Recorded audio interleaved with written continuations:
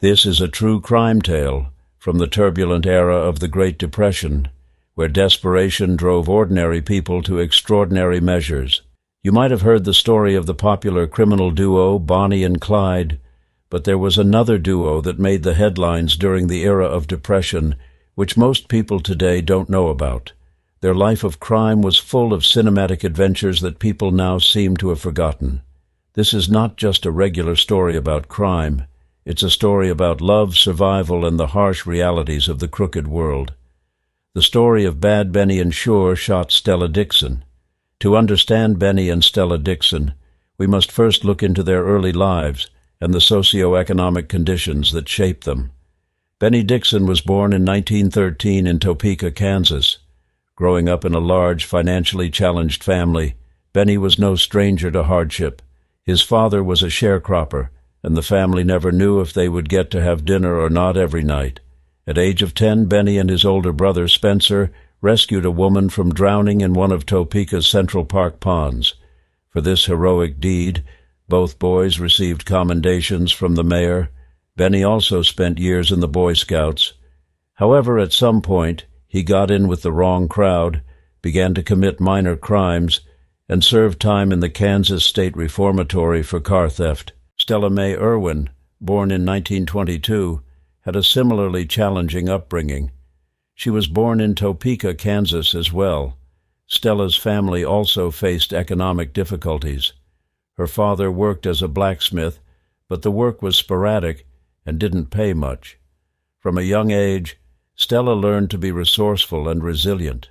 Despite the challenges, she had a fiery spirit and a determination to escape the cycle of poverty.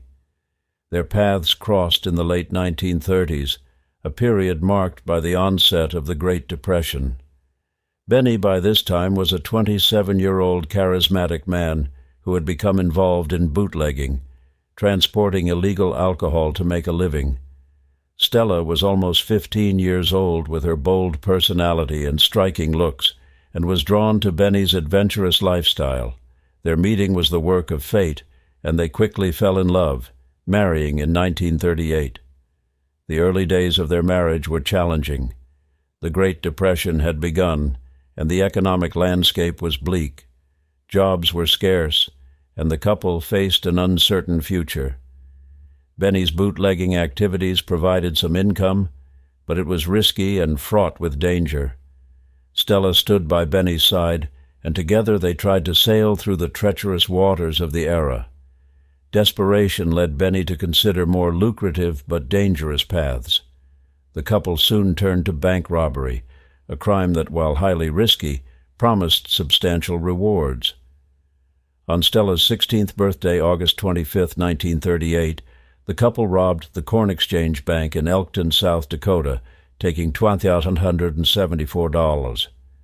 They then drove a carefully planned, meandering route on country roads to Bennie's family's farm in Tyler, Minnesota, where Bennie hid the money on the property. Bennie and Stella were not motivated by a desire for wealth or luxury. Their primary goal was survival. The harsh realities of the Great Depression left them with few options, and they chose a path that would ultimately lead to notoriety and tragedy. But what was it that drove them to such extreme measures? Was it just poverty? Or was there something deeper, a hunger for control in a world that seemed uncontrollable? Their story would soon reveal the answer. Bennie and Stella Dickson's criminal activities began in earnest in the late 1930s. Their first major heist took place, a bank robbery held on October 31, 1938, in the Northwest Security National Bank in Brookings, South Dakota. Bennie, drawing on his experience from bootlegging, planned the heist. He studied the bank's layout, observed the routines of the staff, and identified the best time to strike. Stella played a crucial role as well, serving as the lookout and getaway driver. The heist went off without any hurdles. Bennie and Stella entered the bank wearing disguises and armed with guns. They quickly overpowered the staff and emptied the vault. The robbery was over in minutes, and the couple made their escape in a stolen car, leaving no trace behind. The success of this first heist gave them the confidence they needed, and they continued their crime spree across several states. They always used the same pattern: Meticulous planning, swift execution, and a clean getaway. Benny and Stella operated like parts of a well-oiled machine, each knowing their role and performing it to perfection. Their stories of crime soon caught the attention of law enforcement, but the couple's story was not ending so soon. They were always one step ahead, moving from town to town and changing their appearance frequently to avoid detection. One of their most daring heists occurred in 1933 in a small town in Oklahoma. The bank was located in a busy part of town, and the couple knew that the risk of being caught was high. However, the potential reward was too great to just let go. Benny and Stella spent weeks planning this heist. They studied the bank's security measures, identified potential escape routes, and even bribed a local mechanic to ensure their getaway car was in top condition. On the day of the heist, Benny and Stella executed their plan with extreme precision. They entered the bank just before closing time, when the staff was least alert. Benny took control of the situation, while Stella kept a lookout. Within minutes, they had the money and were on their way to the getaway car. As they sped away, law enforcement was left in dust. The heist was a success, but it also marked a turning point for the couple.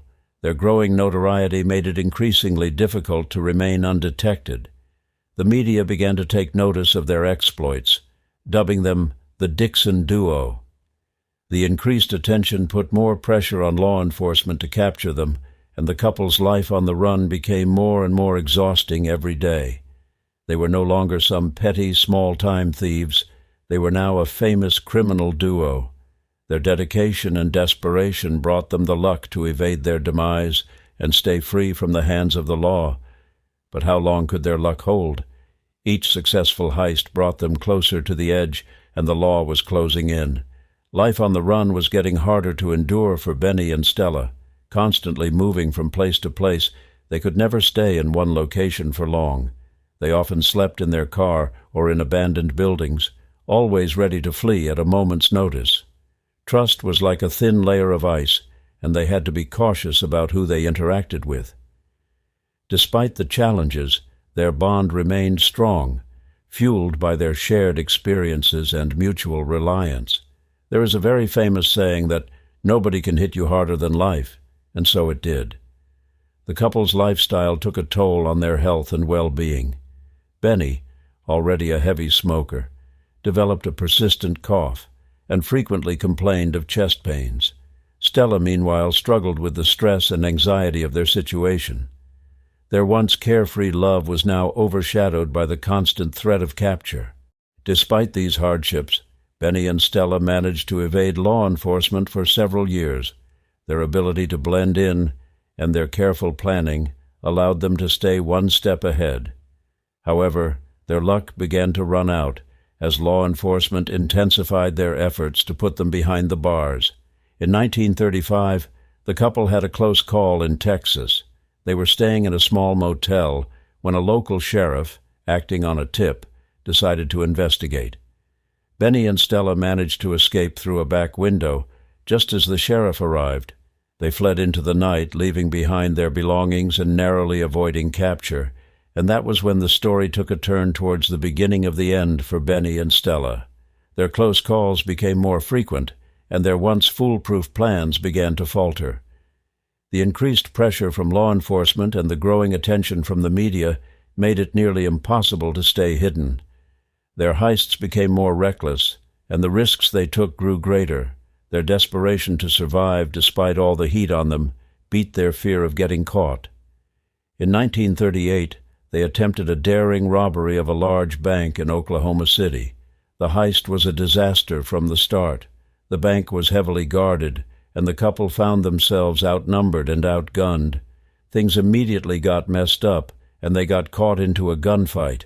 They managed to escape, but Benny was seriously injured in the process. It was a serious near-death experience for the couple. The injury forced them into the shadows for several months. During this time, Benny's health deteriorated, and the couple's resources dwindled. Stella took on the role of caretaker, nursing Benny back to health and doing what she could to provide for her love. Even in that dire situation, they had no plans of giving up. Their resilience and determination kept them going, even in the face of death and misery. As they hid in an abandoned farmhouse, whispers of their whereabouts began to circulate. The noose was tightening, and the couple was running out of options. How long could they evade capture, with Benny's health failing and resources running dry? In 1939, Benny and Stella's luck finally ran out. After that violent robbery in Oklahoma, their unwanted fame got them the John Dillinger treatment. Law enforcement launched an intensive manhunt for them. The couple was cornered in a remote farmhouse. A fierce shootout ensued, resulting in Benny being seriously injured. With no way out, the couple surrendered. The capture of Benny and Stella Dickson was a significant victory for law enforcement. The couple was transported to Oklahoma City under heavy guard, where they faced charges for their numerous crimes. The trial was a media sensation, drawing attention from across the country. Benny and Stella were sentenced to long prison terms, bringing an end to their reign of terror. Benny was sent to Alcatraz while Stella was incarcerated in a federal prison for women. Their separation marked the end of their partnership, but their story continued to captivate the public's imagination. In prison, Benny's health continued to decline. He suffered from tuberculosis and other ailments, a result of years of living on the run. Stella, on the other hand, adapted to prison life and maintained hope that she would one day be reunited with Benny. Despite their separation, they exchanged letters and kept their bond alive. Benny Dickson's time in Alcatraz was marked by his declining health. The harsh conditions of the prison, combined with his pre-existing ailments, took a severe toll on him. He spent much of his time in the prison hospital receiving treatment for tuberculosis and other respiratory issues. Despite his condition, Benny remained defiant, refusing to show weakness to his captors. Stella, meanwhile, focused on rehabilitation. She participated in educational programs and worked in the prison workshop. Her good behavior earned her the respect of the prison staff, and she became a model inmate. Stella's determination to reform herself was driven by her hope of one day meeting her love once again and starting a completely new life together. In 1943, Benny Dickson passed away in Alcatraz due to his illnesses. Stella was devastated by the news, but she continued to hold on to the hope of a better future. A future without all the crime, gunshots and running, but also a future without the man she admired the most, her husband. She was released on parole in 1952, having served over a decade in prison. Stella moved to California, where she started a new life, working as a seamstress and staying out of trouble. Despite her attempts to leave her past behind, Stella was haunted by the memories of her time with Benny. She never remarried, and her love for Benny remained a constant in her life. Stella passed away in 1971, taking with her the memories of a life marked by love, desperation, and a brief but intense period of infamy.